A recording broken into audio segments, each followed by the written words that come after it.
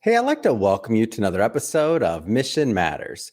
My name is Adam Torres, and if you'd like to apply to be a guest on the show, just head on over to missionmatters.com and click on Be Our Guest to apply.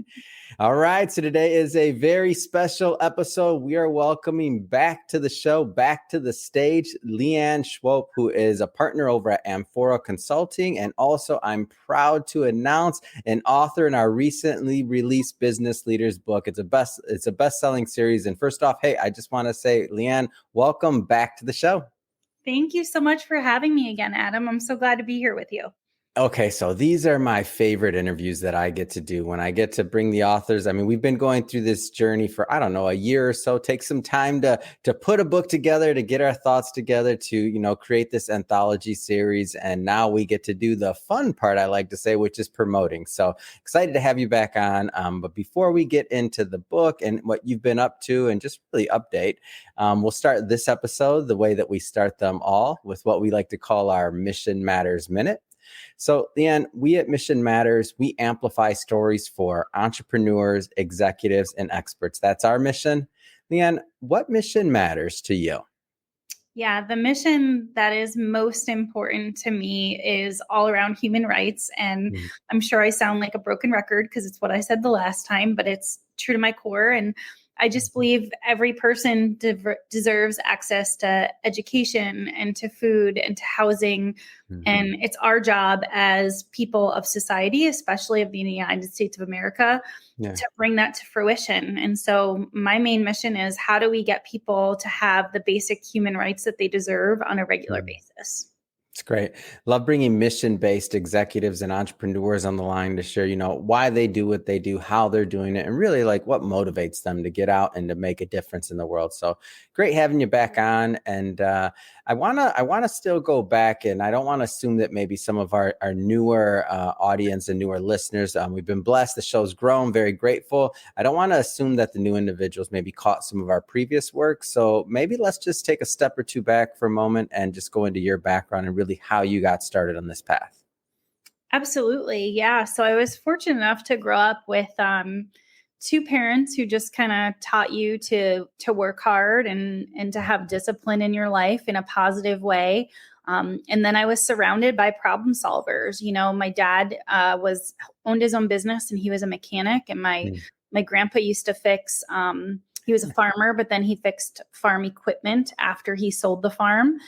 Then I had my uncle and my brother, who were both computer science and engineers. And I just really knew early on that I wanted to be an engineer and to solve problems. And so during that journey, I learned that what I could really do was translate what engineers were saying to people that weren't engineers. And so that's where the marriage kind of happened of, how do you do sales and strategic marketing, which is what I absolutely love. I feel like it's the best part of business, where you get to solve really hard problems that otherwise might be missed, because we can invent and solve so many things, but it doesn't mean people are going to buy it. The example I always use is, we could invent $1,000 pencil and it might last you your entire lifetime, but the market for $1,000 pencil is like near to none, right? So let's talk about what the market actually needs and how we develop that particularly. And then that grew into me learning that I wanted to start sharing my voice, and I started learning more about diversity, equity, and inclusion when I worked for a large nonprofit contract research company. And I went to an event where a woman was sharing her story about how she couldn't put a picture of her family on her desk at this company that she worked for, because it was a pretty old school type company. And she had a partner and her wife and her kids, and she didn't feel like it would be culturally accepted. And at that point in time, which was about 12 years ago now, I just kind of learned that I wanted to start being a voice and saying, how do you bring your authentic self to everything that you do? I'm really thankful for that woman sharing her story, because it made me become a better person. Yeah, that's great. And when I think about like somebody's authentic voice, and maybe to transition a little bit here, I'm a huge proponent, and for anybody that's been listening to this podcast for a long time, they know I'm always bugging people. Share your story, share your story. I don't want to sound like a biased publisher here because we publish books, but I don't care whether you use a publisher, whether you know do it on yourself, on your own, whether you're doing a podcast. I don't care what you use. I don't care how the level of complexity, or if it's perceived by some to be, you know, amateur. Doesn't matter. Like, in my opinion, sharing your story is the ability and the way that we all feel connected, and that's really what moves the world, is that shared experience, that connectedness. So now that you've been, and I don't mean it as a plug for Mission Matters, but I just mean in general, as you've been going through this process with us of like interviews and books and things like that, of sharing your story, like, have you found anything along the way, along the journey? Yeah, absolutely. I mean, I wrote in the starting point of my book, so the acknowledgments and the overview of my book with you guys, that putting pen to paper on things and really writing your thoughts it's super challenging, right? Because once Yeah. you put it down, you can't take it back. You can justify it, you can try and explain it, Yeah. but ultimately it's written forever, right? And so I think what I've learned is how to really refine the message that you have and focus on the things that aren't the winds of change, but rather, you know, what are core to you? What are the things that have existed for a very long time period? And that was super challenging for me. You have an amazing team, and I am beyond thankful for them, because I was going through a lot of change when I was writing my section of your book, and they were very supportive during that time frame. And I kept saying, I want to make sure that this doesn't reflect where I am today, but who I am as a person, because those might be two very different things when you're going through change. That's great. That's great. And when I think about what you're saying too, I can think about some of the previous works that I've done, and any other authors out there, anybody that's created content. Like, it almost serves as kind of like these milestones in time, because there's not, as we get older, and I'll generalize a bit here, but as we get older, we kind of sometimes fall into routines, right? Whether it's we go to work every day, we do this, we get a promotion, we, you know, all these routines. So for us to just take a pause and a moment to like document our journey, whether it's through creating content of some sort, like I do a daily vlog, and the reason I do it, so some people think probably that I'm that it's part of like promotion and Mission Matters, and this is like my job, but I do it so I can remember the people I've met, the things I've done, and so that I can kind of look back. But I actually do it more so for myself. I know that sounds selfish than maybe the audience for that particular piece of content, and it's just a good way to remember like what you know, your life, in my opinion. Not saying everybody has to do a daily vlog, but whatever it is, to take that pause in that moment. And then now I can think about how I look back, and I look at maybe like even my first book that was like 7 or 8 years ago, and I look at that and I read it, or I have that moment in time. And I don't know, when you look at things you've done, I don't know if you've ever maybe pulled up an old college paper on your computer or something, and you're like, man, I've changed, or I said that, right? Yeah, my mom made scrapbooks for all of us kids, Oh, and no way. That's so cool. she like saved some of our Wow. paperwork that we had. And when I was in, I think second grade, maybe third grade, I wrote something down that was like, I think that women should be able to be president of the United States of America. What, in And second or third grade? right. And I'm like, and I would have never remembered that had I not had that piece of paper. And I think about this with what you just Wow. described, because, you know, even back then, I didn't even know it, but I knew that I wanted equal rights in my life. Right. And I would never have known that had I pulled that up. And I think what you're saying is really Yeah. valuable. And I don't do a blog. I don't love writing as much as you do. However, I do a daily gratitude journal. And those Wow. pictures or those memories, they do a great job. This app that I have of like popping up, you know, like not every, like on a regular rotation, but it could be like 4 weeks ago, or it could be 6 years ago. And it reminds you of memories. And I really love that, because you remember people and things that you otherwise might have forgotten. Wow, I feel like that's a LinkedIn post waiting to happen. You got to take a picture of that one, if you feel moved to. But I would love to see it. Like, I would love for you to share that. Take a picture, post it, and then just talk about that you wrote that in second grade. Wow. I should totally do that, because my mom's coming in town. Actually, she'll be here. It's a great Yeah, yeah. And I mean, it just goes in line with everything that you believe in and that you do. It's authentic. So when we talk about sharing your story authentically, like I feel like other people would benefit from that. So that's awesome. Not I'm over here telling you to do content. It's okay. I can't, I can't help myself. Well, this is why I love working with you and your team, because you're always encouraging us to focus on the mission, to do Mhm. things that matter, and to drive us to the next step. And without that, I otherwise wouldn't do it. I'm sure there's other people out there that are in the same boat. Let's thank you. First off, let's switch it up a bit here. So I want to first talk about a little bit more about M4O Consulting and also Rooted Perspectives. So this is one of the things that, kind of originally brought us together. So maybe go a little bit into the business to start. Yeah, so I am so fortunate to be a partner at Amphora Consulting. So the background of that story is I was actually a customer of theirs for Mm. multiple years, and I was their primary point of contact. And I probably put, gosh, a couple hundred people through their program. Yeah. And at the time, I had no desire to leave the corporate world. I loved it. I thought it was amazing. And then as I got a little bit older and family started encroaching on what you're doing, I was like, gosh, I love the lifestyle that they have. I love that they can go in and help companies over and over Mhm. again. And so I reached out to our founder and managing partner, Jeff, and I was like, hey, I'd like to come and work for you. And he was like, well, that's great, but we don't have a job. And I was like, wah, wah.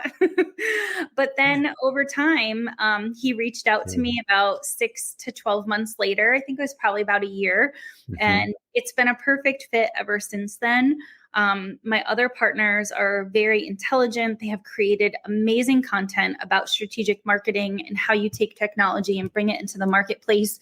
And they Mhm. have been so supportive about bringing me along for that journey.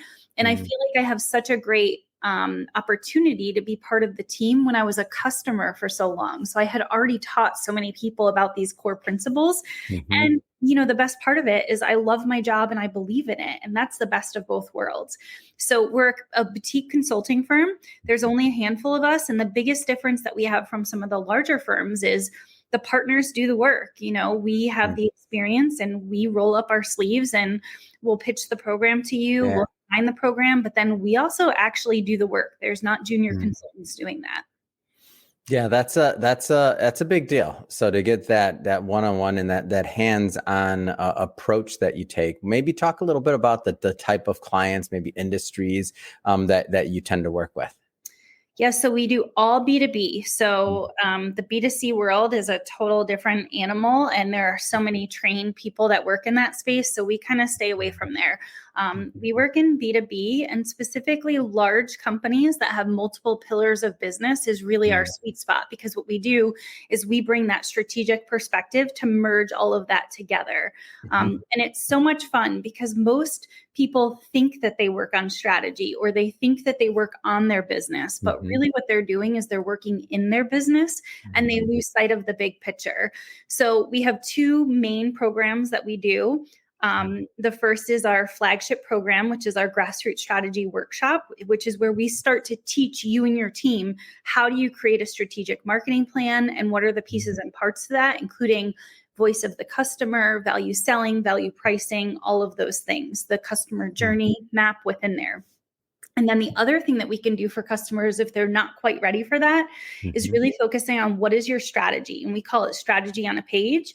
And so Mhm. we go through a day or 2 day workshop where we help you say, here are the strategic imperatives that we absolutely have to do.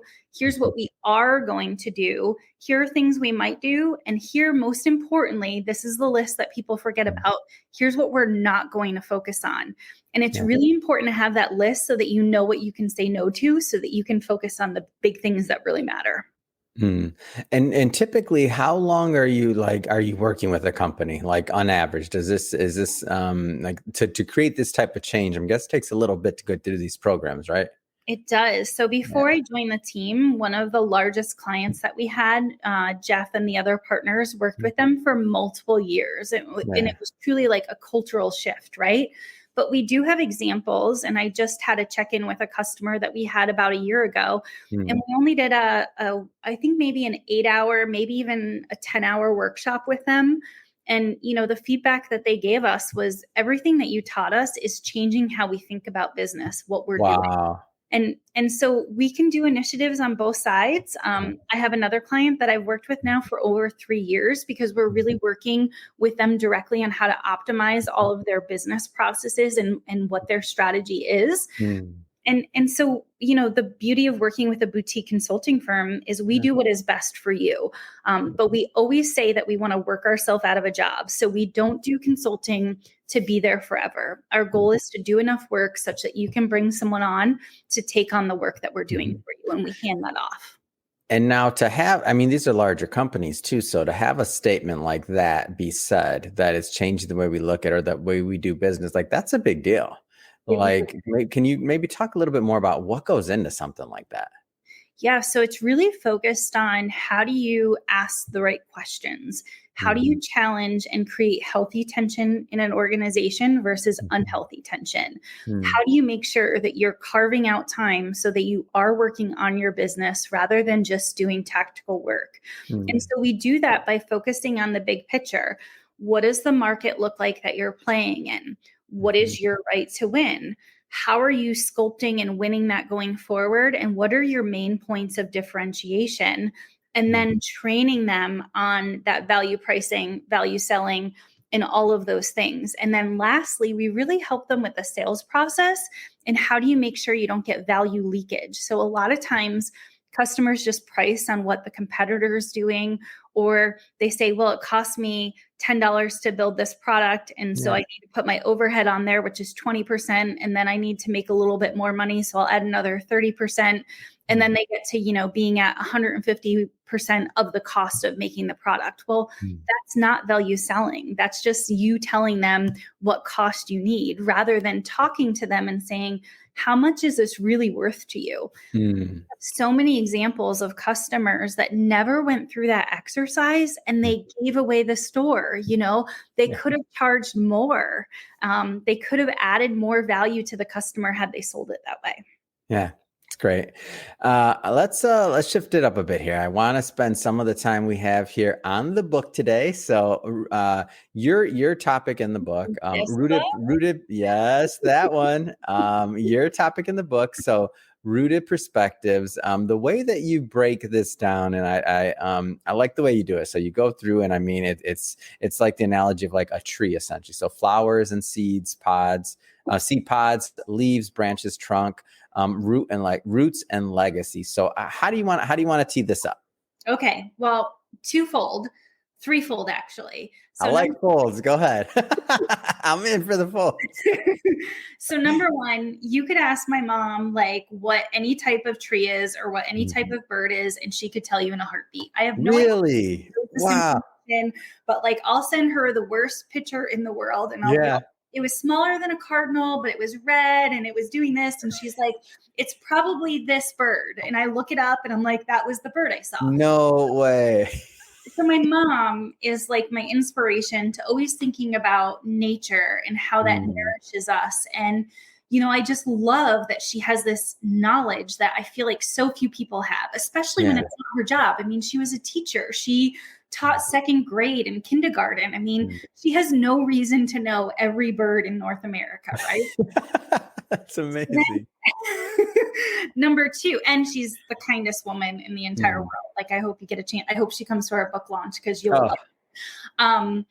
Number two, I work with an energy coach, and we always talk about root flush fill and how trees and nature can really help you, bring your energy to the right level. And so there's that second piece within there. And then there's a third piece that when I was talking with your team about what I really wanted to share and how to work through that, The Giving Tree came up, the book from many of moons ago that we all probably read as a child. And, you and your team helped me figure out how to merge those thoughts together in this beautiful way of saying, let's not get distracted by beauty, but rather think about where the foundation is and what that means for you. And as I get older, I just think that's so important because it's so easy to get distracted in life. It's really easy to get distracted by the wrong people or things in your life. And so that's what Rooted Perspective is all about, bringing those three things together to really allow people to find themselves. Hmm. Now, obviously, there's many takeaways in the book and in the chapter. What's if there was like one central that you'd like the readers to walk away with, like what would that be? So the rooted perspective, the main takeaway that I hope people have is really focusing on yourself. If you're not taking care of your foundation and how you're going to flourish and grow, you're going to lose yourself. And Mm, when you lose yourself, it's really hard to get back to where you were. yeah. And I will say that it's a beautiful journey to get back there and to find yourself all over again and to learn more about you.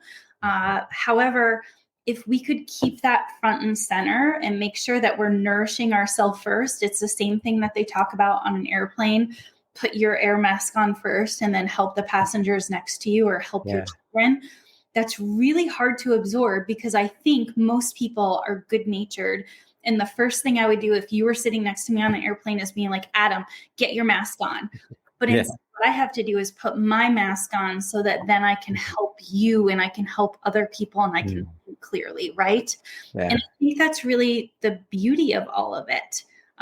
There's a second piece to that, which I love about it, which is no matter how lost you get, you can always reroute yourself and find it all over again. And Yeah. that was my journey in writing this section.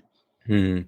And what I like about this is that this philosophy, I mean, it kind of it applies obviously to our personal lives, but to business too, like as a business. So it's for businesses as well. Like there's kind of like it fits in both scenarios.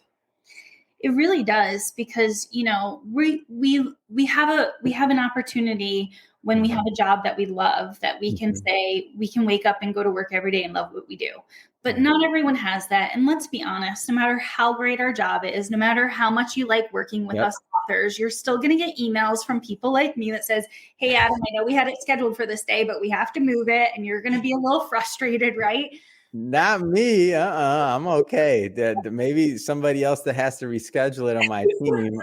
Hillary, it's okay. No, but me, I'm fine. Go ahead. People like Hillary, right? Like, how do we be rooted in it's actually what the outcome is, not these little bumps in the road.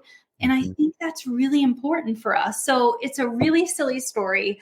And I spent way too much money to figure this out. But I used to love hard shell tacos. Okay. I love them. Like I thought that eating tacos meant that you had hard shell tacos, but I had evolved to a family nature where we only ate soft shell tacos. And I stopped eating tacos because I didn't really like soft shells that much. I mean, street tacos may be a different story, but soft shell tacos were not my thing. Yeah. I had to learn how important hard shell tacos were for me in order to love eating them. And that may sound crazy, but if you're going to have taco night, every single person around the table should love what they're eating.